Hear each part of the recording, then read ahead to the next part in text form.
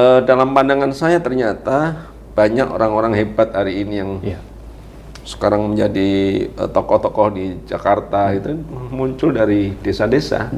Sekolah-sekolah ini merata sampai desa-desa dengan kualitas yang bagus. Saya kira ke depan akan sangat luar biasa lahir kader bangsa yang hebat-hebat dari pelosok-pelosok di Jawa Timur.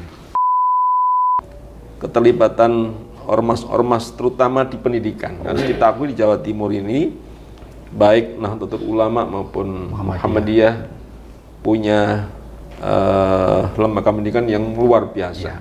Yang ini lahir besar dari ormas. Saya kira peran yang jauh lebih hebat dari apa yang pemerintah siapkan. Ya, ini harus kita dukung sepenuhnya, harus kita support, harus kita perbaiki. Ya, Pemprov punya tanggung jawab untuk membantu mensupport perbaikan terutama infrastruktur di sekolah-sekolah swasta yang dikomandoni oleh lembaga-lembaga masyarakat.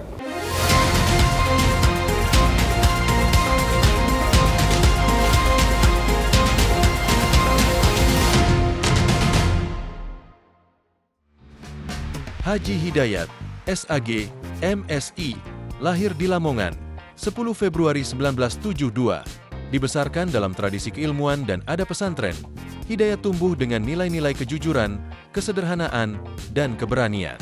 Menempuh pendidikan hingga tingkat pascasarjana di Universitas Airlangga Surabaya pada tahun 2001, Hidayat tidak hanya berhenti di akademik, namun juga aktif dalam berbagai organisasi. Di antaranya, beliau pernah menjadi pengurus harian PW Ansor Jawa Timur pada tahun 2002, serta pengurus harian PW Lakpesdam Jatim sejak 2000. Kepemimpinan beliau terus berkembang, dan kini dipercaya menjabat sebagai Ketua Umum IKAPMI Mojokerto sejak 2022. Berkat pengalamannya yang luas, Hidayat pun mengabdikan dirinya dalam dunia pendidikan. Sebagai dosen STY Al-Anwar Mojokerto dari 2017 hingga 2023, beliau mendidik generasi penerus bangsa dengan penuh semangat. Pendidikan agamanya menjadi fondasi kuat dalam setiap langkah perjuangan, dari pengabdian di tengah masyarakat hingga ruang-ruang pengambilan kebijakan di pemerintahan. Bagi Hidayat, politik adalah ladang ibadah. Meniti karir dari bawah, Hidayat tumbuh sebagai tokoh yang konsisten memperjuangkan nilai-nilai keadilan, kemajuan, dan keterbukaan.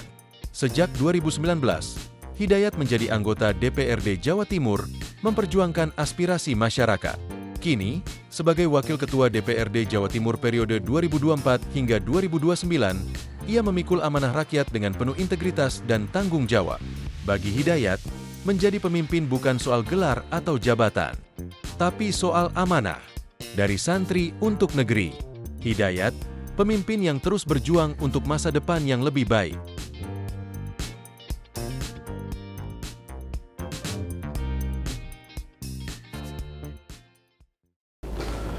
Assalamualaikum warahmatullahi wabarakatuh. Salam sejahtera untuk kita semuanya. Tribuners, bertemu lagi dengan saya Mujib Anwar, jurnalis senior Tribun Network, dalam acara podcast DPRD Jawa Timur Gebrakan Wakil Rakyat.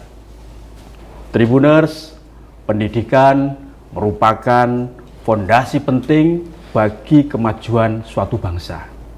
Dan Jawa Timur sebagai salah satu provinsi terbesar di Indonesia memiliki peran yang sangat penting dalam meningkatkan kualitas pendidikan nasional. Namun, masih banyak tantangan yang harus dihadapi untuk meningkatkan kualitas pendidikan. Mulai persoalan infrastruktur sekolah yang belum layak, keterbatasan akses digital, serta kualitas gizi dan kesehatan anak yang juga masih perlu ditingkatkan. Dalam beberapa tahun terakhir, Pemprov Jawa Timur telah melakukan berbagai upaya untuk meningkatkan kualitas pendidikan, mulai membangun infrastruktur sekolah, meningkatkan kualitas guru, dan mengimplementasikan program-program pendidikan yang inovatif. Tetapi masih banyak pekerjaan yang harus dilakukan untuk semakin meningkatkan kualitas pendidikan di Jawa Timur, terutama dalam hal digitalisasi pendidikan, peningkatan kualitas gizi dan kesehatan anak, serta pemerataan kualitas guru. Untuk itu, Tribuners, kali ini kita akan mengangkat tema yang sangat menarik terkait pendidikan ini, yaitu memperkuat pendidikan nasional antara infrastruktur yang layak, digitalisasi, gizi, dan kualitas guru yang merata di Jawa Timur. Untuk mengulas tema tersebut sudah hadir bersama kita Bapak Haji Hidayat SAG MSI. Beliau adalah Wakil Ketua DPRD Jawa Timur, sekaligus Wakil Ketua DPD Partai Gerindra Jawa Timur. Narasumber kita kali ini akrab disapa Mas Dayat. Ini sudah politisi senior ini beliau. Kita sapa. Assalamualaikum Mas Dayat. Waalaikumsalam warahmatullahi wabarakatuh. Sehat Mas? Alhamdulillah sehat walafiat. Mas Dayat, ini soal pendidikan. Ini kan selalu menjadi atensi siapapun pemerintah yang memimpin republik maupun siapapun gubernur di Jawa Timur. Nah, kondisi pendidikan di Jawa Timur saat ini seperti apa, Mas Dayat? Ya, menurut saya kondisi pendidikan Jawa Timur sampai detik ini cukup bagus ya. Cukup bagus, terutama yang menjadi kewenangan Pemprov Jawa Timur, SMA, SMK, secara infrastruktur, secara kualitas, kemudian kualitas guru, kuantitas guru cukup bagus. Tetapi memang ada banyak pembenahan-pembenahan yang harus menjadi perhatian Pemprov sehingga ke depan akan jauh lebih baik, terutama di soal putus sekolah. Anak-anak putus sekolah terutama dari SMP ke SMA. Jadi angkanya masih cukup besar, antara 30-32%. Ya, karena berbagai faktor sehingga anak-anak tidak melanjutkan sekolah di SMA dan SMK di Jawa Timur. Apa, Mas Dayat, faktor yang paling dominan sehingga masih banyak anak yang putus sekolah, tidak melanjutkan dari SMP ke pendidikan menengah SMA? Ya, rata-rata soal biaya pendidikan. Biaya pendidikan, padahal Pemprov berkali-kali menyampaikan bahwa sekolah SMA, SMK adalah gratis baik negeri maupun swasta. Tetapi di luar itu memang ada banyak pungutan-pungutan yang di lapangan faktanya ada, dan orang tua berpikir kalau anak saya nanti di SMA bagaimana biayanya, sehingga pilihan terbaiknya bagi orang tua adalah putus sekolah dan mencari kerja, terutama bagi penduduk-penduduk miskin, miskin ekstrim. Mereka ya soal biaya, di samping memang soal pemahaman orang tua yang masih menganggap pendidikan juga belum penting, di samping juga soal akses pendidikan yang masih kurang terjangkau oleh anak-anak. Misalnya dengan SMA cukup jauh letaknya, dengan SMK harus naik kendaraan apa, sehingga banyak anak-anak di daerah-daerah terpencil cukup SMP bahkan SD kemudian membantu orang tua bertani di sawah, di kebun. Ya, Mas Dayat, apakah karena itu angka anak putus sekolah ini masih relatif besar sehingga di pemerintahan Pak Prabowo ya kali ini itu ide untuk membuat sekolah rakyat yang salah satunya adalah inputnya itu berasal dari keluarga yang tidak mampu ya, artinya kesempatan untuk bisa mengenyam pendidikan yang layak sampai wajar pendidikan dasar serta menengah itu nanti bisa dilakukan. Tanggapan Mas Dayat? Iya, memang bagi Pak Presiden, Pak Prabowo ya, bahwa pendidikan adalah investasi yang sangat penting dan jangka panjang. Tidak boleh ada lagi anak-anak yang putus sekolah, karena dengan putus sekolah maka akan berefek masalah yang cukup besar, terutama soal kemiskinan dan lain sebagainya. sehingga muncul gagasan beliau yang cukup luar biasa, ada sekolah rakyat, Ya. baik di tingkat SD, SMP dan ke depan SMA.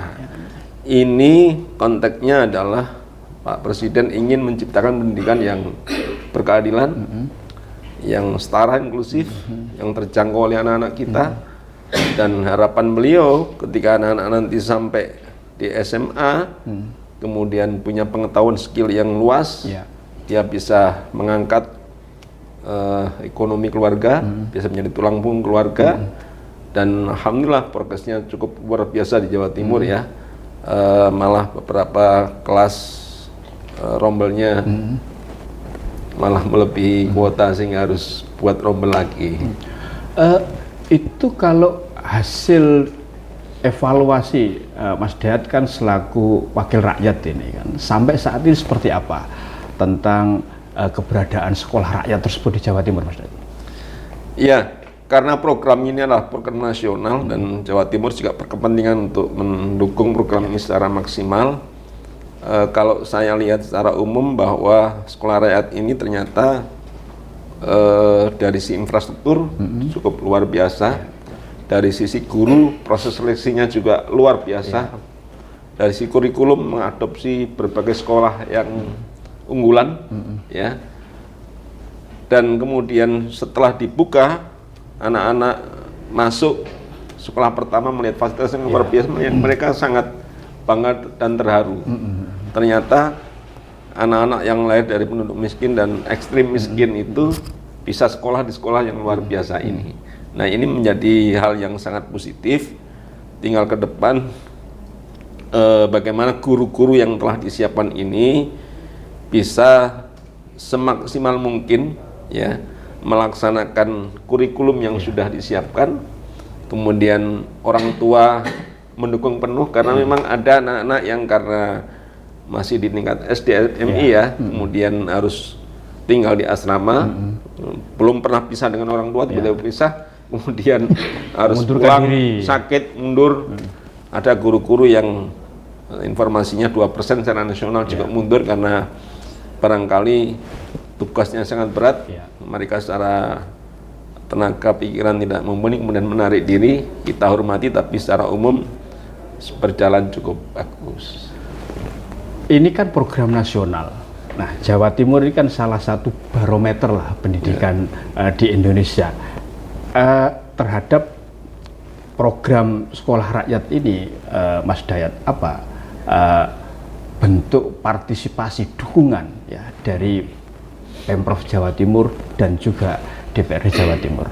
Apa wujud bentuk dukungannya? Ya, jadi program ini memang program nasional ya. Secara infrastruktur disiapkan oleh pusat melalui Kementerian PU, kemudian guru-guru juga melalui proses di Kementerian Pendidikan Dasar, SMP, SMA, kemudian kurikulum juga ada timnya sendiri. Nah, pemerintah provinsi dan kota kabupaten dalam hal ini adalah mensupport ya, mensupport misalnya pemerintah pusat, dinas Kementerian Sosial butuh tempat, kita carikan tempatnya, kita bantu di mana harus berdiri, kemudian proses administrasinya kita bantu, kemudian rekrutmen siswa misalnya melalui pendamping desa PKH, data-data bisa diakses melalui PKH, tapi Dinas Sosial Jawa Timur juga punya peran di situ, siapa yang boleh sekolah, siapa yang tidak dan sebagainya. Juga proses rekrutmen guru juga Dinas Sosial ikut pula menyampaikan informasi ini, mensosialisasikan kepada publik sehingga terjaring tenaga-tenaga pendidik dan tenaga pengelola yang handal di sekolah-sekolah. Jadi ini kolaborasi yang luar biasa antara kementerian di pusat dengan daerah, juga pemerintah kota kabupaten di Jawa Timur. Artinya semua stakeholder ikut terlibat dan bahkan mendukung penuh ya? Iya, mendukung penuh. Terutama ketika harus mendatangi anak-anak ya, supaya mau sekolah rakyat yang sifatnya door to door itu ya? Door to door, menjelaskan mengapa dan bagaimana, apa fasilitasnya dan sebagainya. Pemerintah daerah ikut terlibat di situ. Kalau terkait dukungan anggaran, Mas Dayat, Sesuatu itu pasti akan lebih sukses jika dapat dukungan anggaran dari pemerintah daerah, baik itu provinsi maupun kabupaten kota. Seperti apa kalau di Jawa Timur? Yang saya tahu ini murni anggaran dari pemerintah pusat, pusat. anggaran nasional. Jadi pemerintah provinsi tentu karena sudah ada tugas-tugas lain di sekolah-sekolah di luar sekolah rakyat, fokus APBD-nya di sana, ya SMA, SMK. Kemudian kalau dinas kota kabupaten ya fokus di SD, baik negeri maupun swasta, sehingga beban anggaran Pemprov itu bisa fokus di luar sekolah rakyat menjadi fokusnya pemerintah pusat. Oh gitu. Mas Dayat, apakah melihat bahwa keberadaan sekolah rakyat ini juga salah satu untuk mengantisipasi terjadinya kesenjangan ya pendidikan antara di wilayah pelosok Jawa Timur dengan wilayah perkotaan, atau seperti apa? Ya, jadi yang tadi saya katakan bahwa Pak Presiden ingin pendidikan itu berkeadilan, ya, kemudian inklusif, terbuka untuk semua dan berkualitas, ya. Nah, tentu visi ini diharapkan bisa dijangkau oleh semua anak Indonesia, ya, baik secara geografis maupun secara sosiologis, ekonomis. Jadi dimanapun ada sekolah yang berkualitas, siapapun bisa menikmati sekolah yang baik, sehingga ke depan bisa muncul sumber daya manusia yang hebat di Jawa Timur, khususnya dari berbagai penjuru.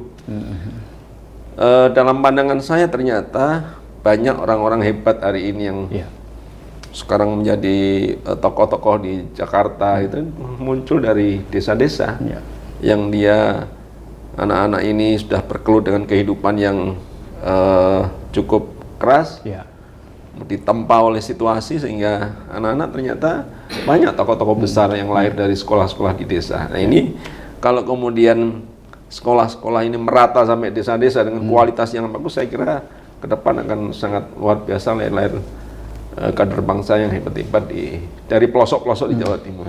Apalagi sudah dicanangkan tahun 2045 itu untuk menuju Indonesia emas, ya, seperti itu. Artinya ini relate ya, Mas Dayat? Ya, jadi arahnya ke sana, ya, bagi Pak Presiden, bahwa investasi hari ini adalah untuk jangka panjang, menyongsong generasi emas 45. Dengan proses yang sudah dimulai ini, saya kira optimis bahwa ke depan akan lahir sumber daya manusia yang unggul di seluruh Nusantara Indonesia. Mas Dayat, selain di launching sekolah rakyat ini dalam waktu yang relatif hampir bersamaan, ya, mulai awal tahun kemarin, ya, setelah Presiden dilantik Pak Prabowo, itu kan untuk mendukung pemenuhan gizi para siswa di sekolah, itu kan ada program nasional yang namanya makan bergizi gratis atau MBG. Nah, gimana ini Mas Dayat? Kan satu sekolah rakyat, agar gizi siswa juga terjaga, ada program makan bergizi gratis. Kalau dalam pandangan Mas Dayat seperti apa? Ya, jadi visi Pak Presiden itu ke depan bagaimana kebutuhan dasar masyarakat terpenuhi dengan baik. Kebutuhan pendidikan, kebutuhan kesehatan, kebutuhan pangan, ini harus lebih baik. Kita sudah merdeka 80 tahun, maka 3 hal mendasar ini harus terpenuhi dengan baik. Pendidikan, kesehatan, dan pangan. Di Jawa Timur seperti apa ini 3 hal ini? Nah, saya kira 3 hal ini mengarah ke tujuan yang positif, ya. Pangan, Jawa Timur lumbung pangan nasional. Kemudian sekolah SMA, SMK juga angkanya hari ini sampai dengan 6.000-7.000 sekolah. Yang ini ya, jumlah sekolahnya. Jumlah sekolah yang di bawah kemenangan Dinas Pendidikan Jawa Timur. Kemudian kesehatan, saya kira ini PR pentingnya di sini. Jadi hari ini, beberapa waktu lalu Pak Presiden sudah mencanangkan pemeriksaan gigi gratis ke anak-anak sekolah, ya kan? Itu bagian dari program peningkatan layanan kesehatan. Kemudian cek kesehatan gratis untuk anak-anak, bapak-bapak, ibu-ibu yang ulang tahun. Ini bagian dari saya kira strategi yang sangat kita harapkan bahwa kebutuhan dasar harus terpenuhi. Kalau anak-anak sekolah nanti dia sehat, gizinya terpenuhi, maka dia akan bisa berproses pendidikan dengan baik. Ya, banyak kasus terjadi di lapangan ya. Anak-anak, terutama anak-anak penduduk miskin dan miskin ekstrem itu sekolah tidak sarapan, ya, hanya bawa bekal yang sangat terbatas, kemudian dia harus bertahan di sekolah mulai jam 7 sampai jam 12 atau jam 1 siang dengan gizi yang kurang. Nah, kalau sudah pemenuhan gizinya kurang, ya tentu menerima materi sekolah, pelajaran sekolah ya akan sangat berat. Ya 1 jam sudah loyo, sudah ngantuk, sudah. Dan juga ada pepatah ya, al-aqlu salim fil jismi salim, ya. Akalnya sehat tergantung pada jiwa, jasadnya yang sehat. Ya, kalau kemudian jasadnya terpenuhi dengan gizi yang bagus, maka akalnya, pikirannya, EQ-nya akan berkembang dengan baik. Maka beliau, saya kira hari ini dapat kita lihat program di launching beriringan, ada ketahanan pangan, ada program layanan kesehatan gratis di berbagai titik, juga ada sekolah rakyat. Ini kebutuhan dasar pendidikan yang saya kira dapat kita lihat merata di Jawa Timur. Artinya 3 hal ini harus berjalan beriringan ya Mas Dayat ya, agar output ya nanti muncul generasi masa depan yang bisa menuju Indonesia emas itu bisa terwujud. Ya, jadi harus beriringan dan kemudian semua harus saling membantu, saling mendukung.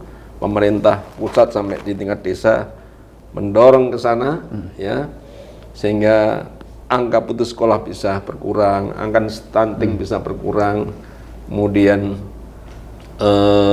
ibu-ibu hamil bisa melahirkan anak dengan sehat, kemudian kebutuhan pangan terpenuhi, beras terjangkau, petani makmur. Jadi 3 hal ini saya kira sekarang kita nikmati lah, sudah kita nikmati, dan insya Allah ke depan cita-cita beliau ya untuk menuju Indonesia emas akan tercapai. Ya, Mas Dayat ini kan wakil rakyat, sudah beberapa periode ya menjadi anggota DPRD Jawa Timur dan pasti sering turba menyapa masyarakat di bawah konstituen.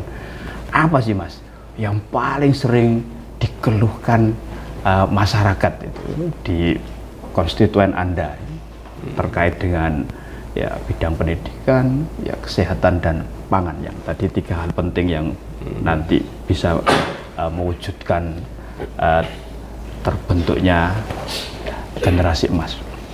Ya, masih banyak catatan di bawah ya, misalnya soal pendidikan yang di awal tadi saya sampaikan masih ada pungutan-pungutan di luar ketentuan ya, dengan dalih infak, sotakoh, kesepakatan dari orang tua.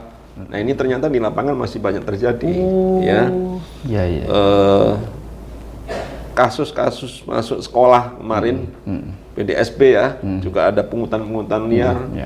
Nah ini yang saya kira menciderai proses penerimaan siswa baru yang dicanangkan oleh Bukup. Tidak boleh ada pungutan-pungutan liar. Seragam sekolah harus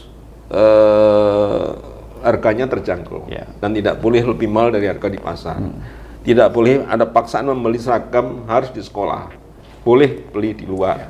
Nah, ternyata masih terjadi, dan memang banyak orang tua yang sabar dan setengah takut untuk melaporkan karena kalau lapor ketahuan siapa, anaknya siapa, nanti jadi catatan sekolah. Ini masih saja terjadi di lapangan. Misalnya juga kasus yang kemarin lagi marak juga penebusan ijazah ya. yang angkanya bayarnya harus 3-5 juta dan sebagainya. Ini banyak juga terjadi sehingga lulus SMK dia tidak punya ijazah, tidak bisa ngelamar kerja, akhirnya Karena ijazahnya tertahan. Nah ini saya kira Pemprov Jawa Timur harus betul-betul mulai tahun ini memonitor, mengawasi, jangan sampai ada sekolah-sekolah menahan ijazahnya anak-anak yang lulus SMA maupun SMK. Di layanan kesehatan, saya kira hari ini banyak keluhan-keluhan soal layanan BPJS. BPJS kesehatan ya? Ya, BPJS kesehatan itu kalau kita lihat di rumah sakit pemerintah, banyak yang belum terlayani dengan baik, terutama kategori penyakit-penyakit berat. Ya. Yang Dia tidak di cover oleh BPJS? Ya. Atau yang seperti apa? Yang di cover juga, tapi dia harus melalui proses yang panjang. Ya, misalnya ada pasien dari Mojokerto, dia mengalami pengemukan apa namanya itu, dan butuh berobat, tapi harus melalui proses di poli yang panjang. Hari ini cek darah pulang, besok cek jantung, seminggu lagi pulang, minggu depan lagi harus cek lagi, sehingga panjang. Ini memberatkan pasien-pasien yang dari jauh-jauh datang, tapi rumahnya itu jauh ya. Ya, di samping memang ketika penanganan khususnya juga harus antri jadwal yang sangat luar biasa. Karena rumah sakit misalnya Dr. Sutomo ya, ini kan melayani pasien di Indonesia Timur ya. Sehingga ketika harus dilaksanakan operasi misalnya, nunggu di jadwal cukup lama. Nah ini sangat dikeluhkan oleh banyak masyarakat karena di saat dia kritis, tapi rumah sakit nggak bisa melayani karena aturan prosedur BPJS yang cukup berbelit itu. Nah, di sektor ketahanan pangan, saya kira beberapa waktu lalu memang pembelian gabah sudah cukup bagus, ada HET, tetapi banyak bulog-bulog yang tidak bisa membeli maksimal gabah masyarakat karena keterbatasan anggaran, sehingga ada tenggulak-tenggulak masuk. Petani itu kan pengen cepat dipanen dapat uang. Ketika nunggu bulog agak lama, dia jual ke tenggulak dengan harga di luar HET, di luar 6.500 ya.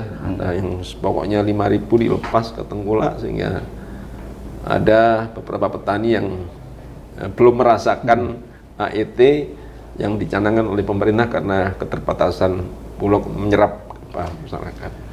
Mas Dayat, dengan masih adanya tadi ya keluhan dari masyarakat, catatan yang penting tadi apa yang dilakukan oleh DPRD Jawa Timur, Mas Dayat lah seperti itu, apa yang sudah dilakukan agar aspirasi tersebut itu bisa tidak terjadi lagi lah kayak model stunting dan seterusnya. Ya, ada berbagai cara dan forum ya. Di saat kita reses, kita pastikan di lapangan seperti apa, data-data yang masuk seperti apa. Nah, sehingga apa yang kita dapatkan di lapangan betul-betul valid, betul-betul ini bagian dari keinginan masyarakat. Kita bawa di Pemprov Jawa Timur ketika ada rapat kerja, rapat iring, rapat berbagai forum, kita sampaikan soal ini agar program dan kebijakan pemerintah provinsi ini betul-betul bisa mengurangi potensi kecurangan, kelemahan di bawah ya.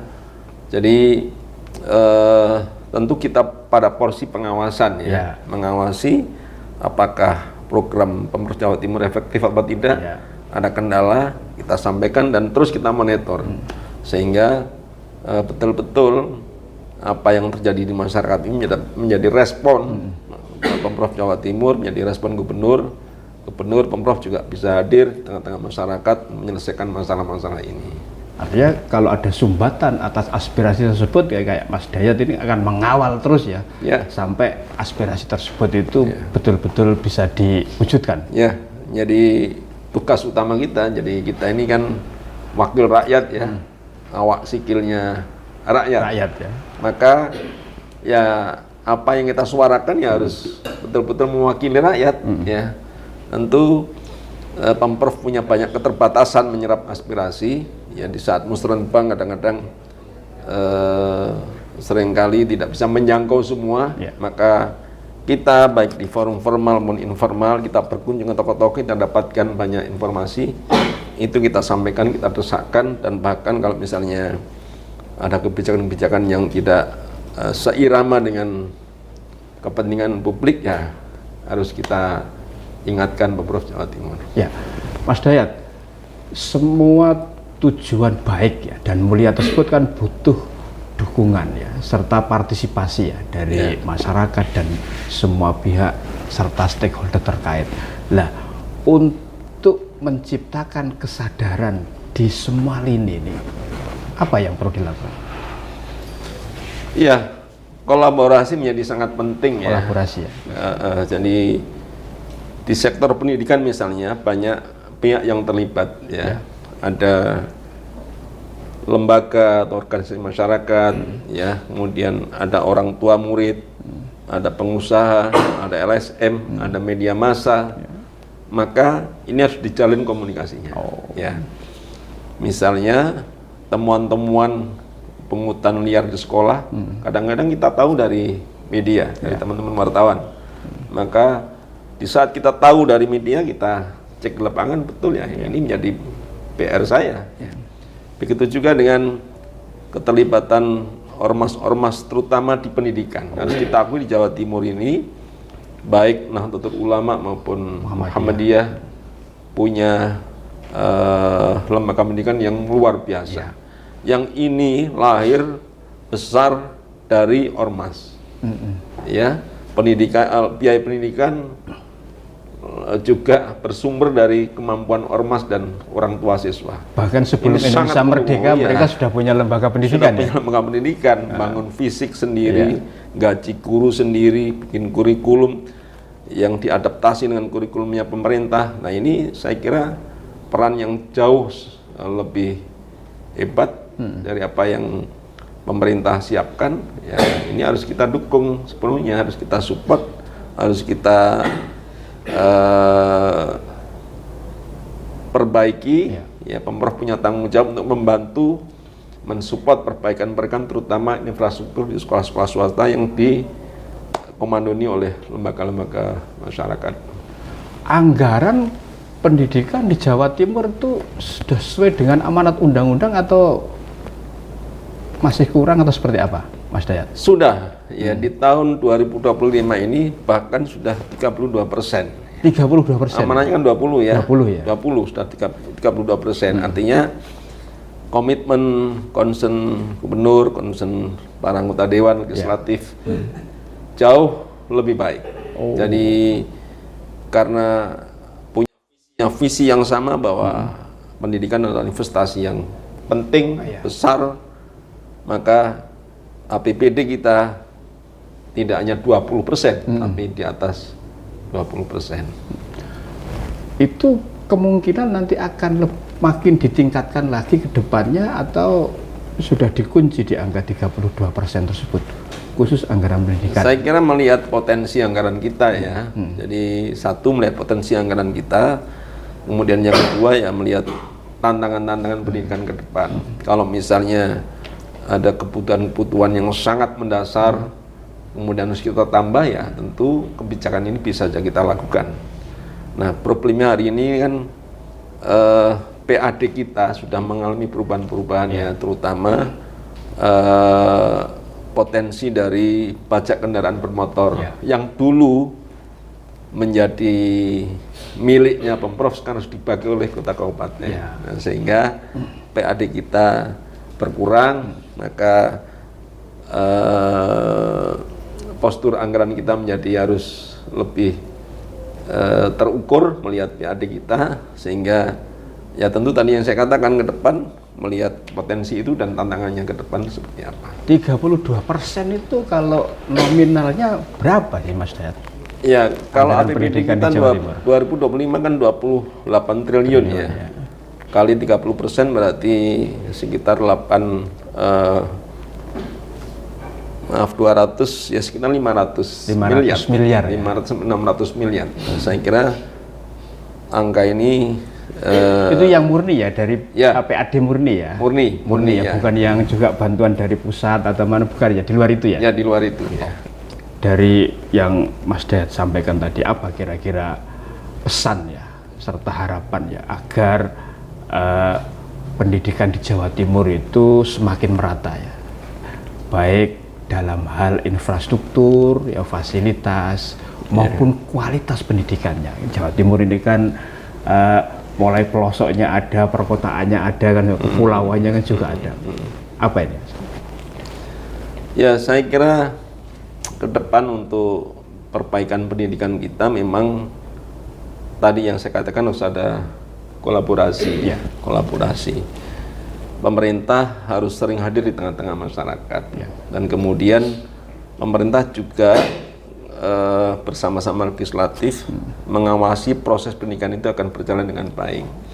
Terutama saya kira tadi mencegah sekuat tenaga agar tidak terjadi anak-anak putus sekolah, ya, baik putus sekolah dari SD, SMP maupun SMA. Bahkan sekarang kita dorong Pemprov Jawa Timur untuk banyak membuat gerakan-gerakan beasiswa untuk anak-anak yang berprestasi kuliah S1 maupun S2. Untuk apa? Untuk kepentingan supaya anak-anak termotivasi tidak putus sekolah. Ya, karena kalau sudah putus sekolah, apalagi SD SMP, ini menjadi beban keluarga, menjadi beban pemerintah, dan apa yang kita cita-citakan nanti ke depan adalah Jawa Timur yang sejahtera akan terbebani oleh anak-anak yang putus sekolah ini. Akan sulit mencari kerja, akan sulit membantu ekonomi rumah tangga, bahkan kalau putus sekolah kemudian dilepas akan menjadi ancaman sosial maupun ekonomi di tengah-tengah masyarakat. Paling akhir, closing statement Mas Dayat untuk pendidikan di Jawa Timur yang maju, berkualitas, serta bisa betul-betul menuju generasi emas di 2045. Ya. Jadi saya kira dari berbagai faktor ya, pendidikan bisa berkualitas itu ada faktor guru. Ya, ini harus seirama dengan kesejahteraan guru. Ya, bagaimana guru bisa fokus, bisa meningkatkan skill pengetahuannya, tentu ini harus difasilitasi oleh pemerintah. Ya. Kalau gurunya berkualitas, maka akan lahir anak-anak yang berkualitas. Yang kedua adalah infrastruktur.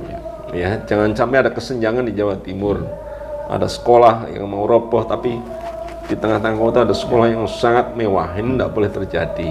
Ya, sekolah infrastrukturnya harus baik, sehingga anak-anak betah di sekolah, belajar dengan enak, belajar dengan nyaman. Maka ini harus menjadi perhatian pemerintah. Kemudian yang ketiga adalah tentu faktor lingkungan dan orang tua ya. Orang tua punya peran yang sangat besar karena anak-anak ini setelah pulang sekolah ya di rumah. Nah, kalau sudah di rumah tentu gurunya adalah orang tuanya. Kalau lingkungannya di rumah sehat, di sekolah sehat, maka ini akan sangat positif buat anak-anak kita. Tapi kalau di sekolah tidak sehat, di rumahnya jauh tidak sehat ya, akan rusak anak-anak ini. Maka tiga hal tadi, guru, kemudian infrastruktur, kemudian orang tua menjadi hal yang sangat penting. Nah, anak-anak ini kan ibaratnya lahir bagai kertas putih ya, yang tergantung orang tua, guru, dan lingkungan. Jadi anak-anak memang faktor penting, tapi saya lihat tiga hal tadi itu kalau ada pembenahan, ada penguatan, saya kira anak-anak akan terfasilitasi dengan baik. Oke, luar biasa ini. Berkeringat, temanya berat. Baik, Tribuners dan para pemirsa dimanapun Anda berada, Demikian tadi podcast DPRD Jawa Timur Gebrakan Wakil Rakyat bersama Mas Hidayat, Wakil Ketua DPRD Jawa Timur sekaligus Wakil Ketua DPD Partai Gerindra Jawa Timur. Kita bertemu lagi dengan narasumber tokoh-tokoh politik ternama di Jawa Timur. Saya Mujib Anwar undur diri. Assalamualaikum warahmatullahi wabarakatuh. Salam sejahtera untuk kita semuanya, dan yang paling penting jangan lupa bahagia.